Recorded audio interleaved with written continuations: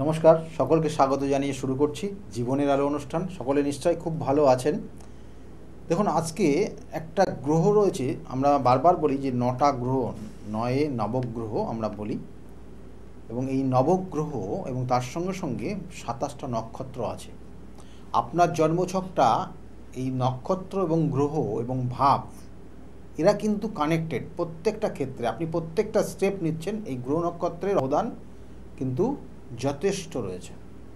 তাই এই 9টা গ্রহের বলতে, অর্থাৎ এই 9টা গ্রহের মধ্যে দুটো ছায়াগ্রহ আছে। যে দুটো ছায়াগ্রহ, একটাকে রাহুকে ইন্ডিকেশন করে আর একটা কেতুকে ইন্ডিকেশন করে। কিন্তু কেতু গ্রহ, আপনারা জানেন যে রাহু এবং কেতুর জন্ম বৃত্তান্ত নিয়ে, যে কিভাবে তারা তৈরি হয়েছিল, কিভাবে কেতু হলো, কিভাবে রাহু হলো। কারণ একটু যৎসামান্য বলে দিচ্ছি, কারণ এটাও আমার বিগত দিনের এপিসোড করা রয়েছে। যেটা হচ্ছে যে এক সময় যে সমুদ্র মন্থন হয়েছিল দেবতা এবং রাক্ষসদের সঙ্গে বা দৈত্যদের সঙ্গে, সেই সমুদ্র মন্থনে যে 14টা রত্ন উঠে এসেছিল, তার মধ্যে কিন্তু অমৃত উঠে এসেছিল। যে অমৃতটা কিন্তু পেয়েছিল একমাত্র দেবতারা, এবং সেখানে ওই এক দৈত্য গিয়ে হাজির হয় এবং ছদ্মবেশে যায়। সেজন্য এই যে ছদ্মবেশে যায়, এই ছদ্মবেশের সঙ্গে রাহুর কানেকশান, যেটা হচ্ছে ছদ্মবেশ বা রাহুর যাদের প্রভাব বেশি থাকে এবং পাওয়ারফুল কানেকশান থাকে, এবং তার জন্য কোনো যদি দশমের সঙ্গে কানেকশান করে, তাহলে এরা কিন্তু অভিনয়ের জগতে খুব ভালো জায়গায় পৌঁছাতে পারে, কারণ রাহু কিন্তু অভিনয়ের মাস্টার। তাই ছদ্মবেশে এক দৈত্য সেই দেবতাদের মধ্যে অবস্থান করে। প্রথম অবস্থায় কেউই ধরতে পারেনি তাকে যে সে ছদ্মবেশে আছে, কিন্তু দুজন ধরতে পেরেছিল। এটা হচ্ছে এক চন্দ্রদেব আর এক চন্দ্র এবং আর এক হচ্ছে সূর্যদেব। তাহলে এই সূর্য এবং চন্দ্র তাদেরকে দেখে ফেলেছিল, এবং যখন অমৃত দেওয়া হচ্ছিল সবাইকে, সেই মুহূর্তে তাকেও দেওয়া হয়ে গেছে। এবং সঙ্গে সঙ্গে যখন বলে, অর্থাৎ এখানে বলা হচ্ছে যে নারায়ণ বা বিষ্ণুকে যখন বিষ্ণুর সঙ্গে সঙ্গে তার যে হাতে চক্র ছিল, সেই চক্র ছেড়ে দিয়ে তার গলার থেকে আলাদা করে দেয়। অর্থাৎ ওই দৈত্যকে দুটো টুকরো করে দেয়, একটা মুন্ডু, একটা পাট, আর একটা হচ্ছে ধরটা আর একটা পাট। ধরটা হচ্ছে কেতু আর মুন্ডুটা হচ্ছে রাহু। তাহলে এই যে জায়গাটা, এখান থেকে রাহু কেতু, এবং সেই জন্য আপনাদের বা আমাদের প্রত্যেকের জন্মছকের দেখবেন যে রাহু যেখানে অবস্থান করছে তার 180 ডিগ্রি অ্যাঙ্গেলে, মানে একটা সরল রেখাতে কেতু অবস্থান করে।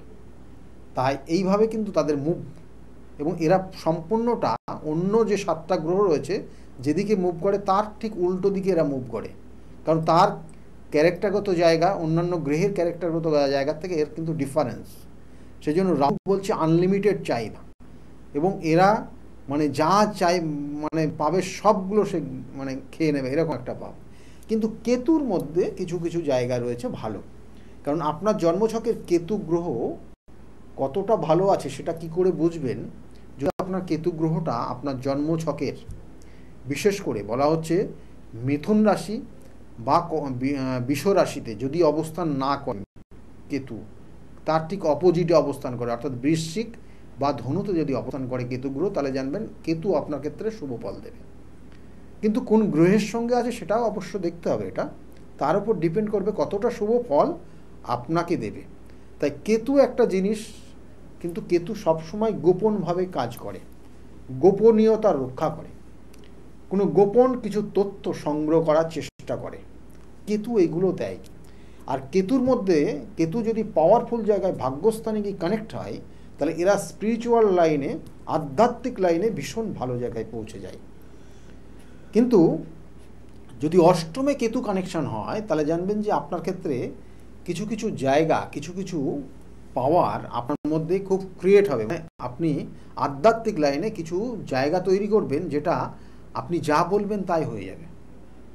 তাহলে এগুলো কেতুর কারোর কানেকশানে দেয়, এবং এই কেতু দ্বারা একটা জাতক জাতিকা কিন্তু আধ্যাত্মিক বলুন বা আপনার বিভিন্ন গুপ্ত যে প্রয়োগ, সেই গুপ্ত প্রয়োগগুলো করা হয়, যেটা আপনারা সাধারণত যেটা জানেন তন্ত্রমতে প্রয়োগ করা, কালা জাদু করা,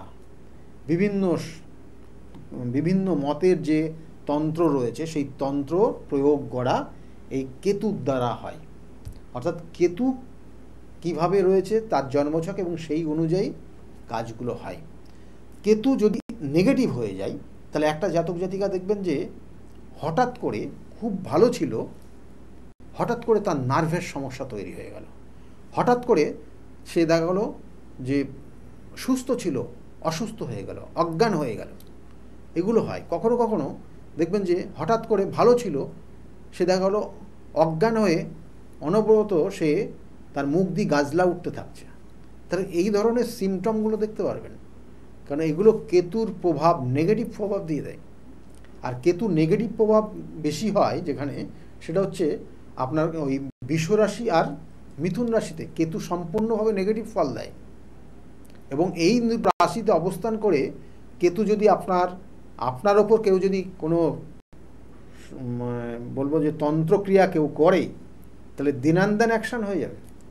এবং আপনার যে সিমটমগুলো বললাম, যে হঠাৎ করে বমি হচ্ছে, হঠাৎ করে আপনি মুখ দিয়ে গাজলা উঠছে, হঠাৎ করে আপনি মাথা ঘুরে পড়ে গেলেন, হঠাৎ করে আপনি শয্যাশায়ী হয়ে গেলেন, হঠাৎ করে কিছু যা হয়ে যাওয়া, যেগুলো সাধারণত কেতু দিয়ে থাকে। যেগুলো যত রকমের গুপ্ত প্রয়োগ আপনার উপর করলে আপনার সমস্যা হবে। এবং নার্ভের সমস্যা, কোনো সময় আপনি ভুলে যেতে পারেন।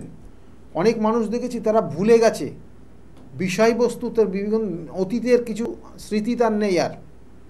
তাহলে এগুলো কেতুর কারণে হয়। এবং এই কেতু যদি শনিযুক্ত হয়ে যায় তাহলে তো সাংঘাতিক। একটা জাতক জাতিকা ছোটোর থেকে তার সামনে কেউ যদি বলে ভালো, তাহলে সঙ্গে সঙ্গে সে অসুস্থ হয়ে যাবে। তার ভালো প্রশংসা করলে সে অসুস্থ হয়ে যাবে।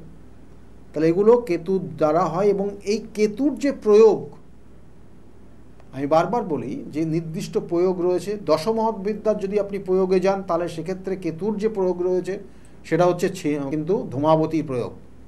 আর ধূমাবতী অর্থাৎ দেবী ধূমাবতী আপনারা জানেন, কিন্তু এটা অ্যাকচুয়ালি কিন্তু নির্দিষ্ট স্থান কাল পাত্র মেনে কিন্তু তার প্রয়োগ করতে হয়, না হলে কিন্তু সমস্যা জড়িয়ে যাবেন। আর এই কেতু যেমন প্রথম থেকে বললাম, এরা গুপ্ত, সব সময় গুপ্তভাবে থাকে। দেখা গেলো আপনার মধ্যে কেউ গুপ্ত কিন্তু ক্রিয়া করলো, বা কেউ গুপ্ত আপনার শত্রু আপনার আছে, তাহলে সেই গুপ্ত শত্রুর থেকে বেরোতে হলেও এই কেতুর প্রয়োগ করতে হবে বা ধূমাবতীর প্রয়োগ করতে হবে। এবং এই কেতু গ্রহ কোথায় আছে, অবস্থান করছে কেন, আপনার ক্ষেত্রে গুপ্ত শত্রু দিচ্ছে কিনা, সেটারও কিন্তু সেখান থেকে বিচার রয়েছে। তাই বিচার বিশ্লেষণ এবং সঠিক প্রতিকার, সঠিক প্রতিবিধান আর সঠিক গাইডলাইন আপনার জীবনকে পরিবর্তন করতে পারে, আমি অনেকবার বলেছি। তাই আপনার ক্ষেত্রে এই ধরনের সমস্যা থাকলে তার প্রতি, কারণ কেতু যদি মঙ্গলযুক্ত হয়ে যায় এবং সেটা অষ্টমে কানেকশন হয়ে যায়, তাহলে কি হবে না, হঠাৎ কোনো দুর্যোগের মধ্যে পড়তে পারেন, হঠাৎ কোনো অ্যাক্সিডেন্টে পড়তে পারেন। এবং মঙ্গল অষ্টমে, মঙ্গল তার সঙ্গে কেতুযুক্ত মানে ডেঞ্জার, মানে এটা ভাবা যায় না। এবং তাদেরকে বলা হয় যে একদম বাইক ছুঁতে নিষেধ করা হয়, বাইকে হাত দেবে না। তাহলে এতটা কঠিন জিনিস কেতু দিতে পারে, কারণ কেতুর চোখ নেই, কেতু চোখে দেখে না। কেতু যা কিছু করে তার সেন্স ওয়াইজ কাজ করে, তার সেন্সারে কাজ করে। এবং এই কেতু চোখে দেখে না বলে এর যে কোনোভাবে আপনাকে মারতে পারে, যে কোনো উপায়, যে কোনোভাবে, যে কোনো স্থানে মারতে পারে কেতু। সেই জন্য এই জায়গাটা খুব সাবধানে থাকতে হয়। যাদের এই ধরনের যোগ থাকে তাদেরকে বলা হয় যে 28 বছর পর্যন্ত কখনো গাড়ি ঘোড়া চাপবেন না, মানে বাইক চালাবেন না। রোডের অ্যাক্সিডেন্টের সম্ভাবনা প্রবল থাকে এদের। এবং কোনো সময় এই যদি কেতু মঙ্গল কানেক্টেড হয়, অঙ্গহানি পর্যন্ত হয়ে যায়, ডেঞ্জারাস। সেই জন্য, কারণ আমি বললাম চোখে দেখে না।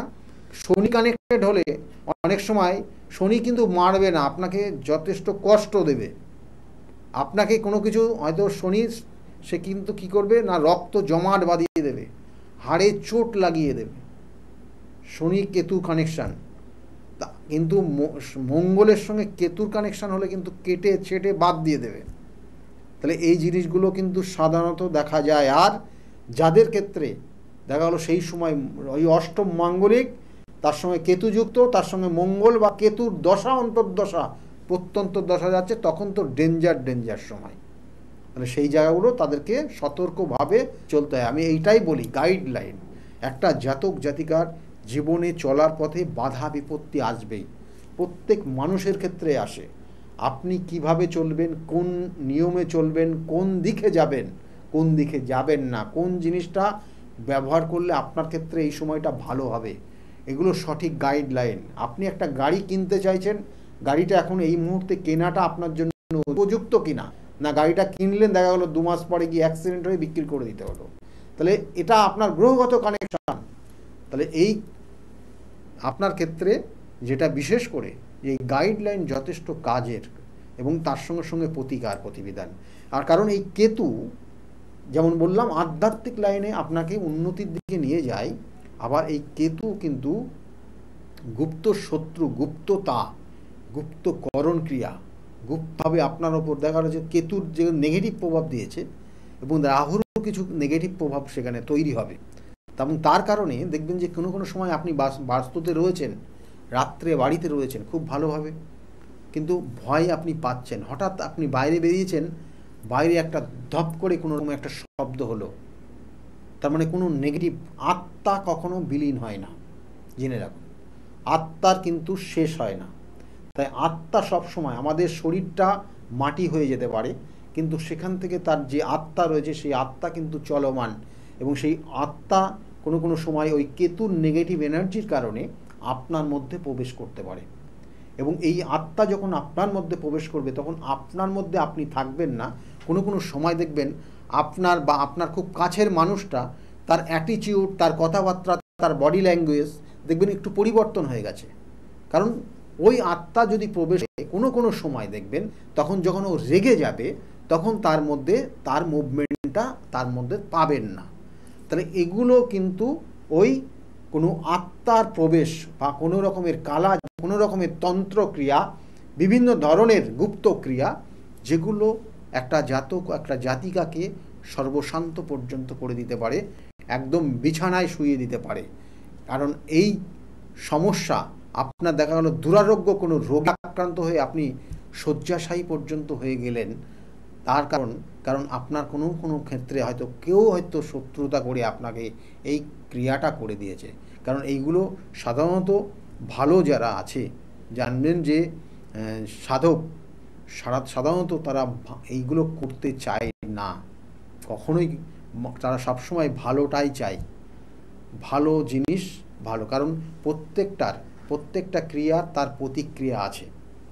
আপনি কোনো খারাপ ক্রিয়া করলেন, কিন্তু আপনার তার প্রতিক্রিয়া আপনার ক্ষেত্রে কিন্তু অবশ্যই আসবে। সেই জন্য ভালো কিছু করতে চাইলে অবশ্যই যদি যোগাযোগ করতে পারেন। আর তার সঙ্গে সঙ্গে বলবো যে প্রতিকার প্রতিবিধান সঠিক গাইডলাইন আপনার জীবনকে পরিবর্তন করতে পারে, আমি বারবার বলে থাকি। এবং কোনো হতাশাগ্রস্ত হওয়ার জন্য না। কেতু আবার চন্দ্র কানেক্টেড হয়ে গেলে এইসব জাতক জাতিকারা হতাশাগ্রস্ত হয়। অনেক জাতক জাতিকা দেখবেন আগের জন্মের কর্মফল নিয়ে সেই কেতুর প্রভাবে সেই জন্মের সারাটা জীবন দুর্ভোগ ভোগ করে যায়। তাহলে এগুলো রয়েছে, এগুলোর প্রতিকার প্রতিবিধান আছে। সেই জন্য যদি মনে করেন যোগাযোগ করবেন, নিচের বুকিং নাম্বারটার নোট করুন, এবং ওই বুকিং নাম্বারে ফোন করে আপনি জানতে পারবেন কোন চেম্বারে কখন কোন সময় পাবেন। তবুও চেম্বারগুলো একটু বলে দিই। প্রত্যেক রবিবার আমাকে পাবেন কাঁচরাপাড়া 2টো থেকে 6টা পর্যন্ত। প্রত্যেক সোমবারে কিন্তু ব্যারাকপুর স্টেশনের কাছেই 12টার থেকে 4টে পর্যন্ত পাবেন। আর ওই সোমবারের দিন কিন্তু আপনি শ্রীরামপুরে পাবেন 5টার থেকে 8টা পর্যন্ত। আর প্রত্যেক মঙ্গলবার কালীঘাট রাসবিহারী এভিনিউতে লেক মলের পিছনেই চেম্বার রয়েছে 5টার থেকে। এবং তারপরে বুধবার কিন্তু হাওড়া ময়দানে কখনো কখনো পাবেন। অবশ্যই বুকিং নাম্বারে ফোন করলে আপনাকে গাইড করবে। আর প্রত্যেক বৃহস্পতিবার কৃষ্ণনগরের চেম্বার রয়েছে 12টার থেকে 4টে। আর শুক্রবার কিন্তু পাবেন হাতিবাগানের চেম্বারে, সেখানেও 5টার থেকে 8টা পর্যন্ত। শনিবার করে তারাপীঠে কখনো পাবেন, কখনো বহরমপুর পাবেন, কখনো বর্ধমানে পাবেন, কখনো তা কিন্তু মেচেদায় পাবেন। কখন কোন জায়গায় থাকছি অবশ্যই বুকিং নাম্বার বা হেল্পলাইন নাম্বার, যে নাম্বারটা যাচ্ছে ওই নাম্বারটাতে ফোন করলে আপনাকে অবশ্যই তারা গাইড করবে। আজকের মতো এই পর্যন্তই। সকলে ভালো থাকুন, সময় একদম নেই। সকলে সুখ শান্তি সমৃদ্ধির মধ্যে থাকুন, আনন্দে থাকুন। নমস্কার।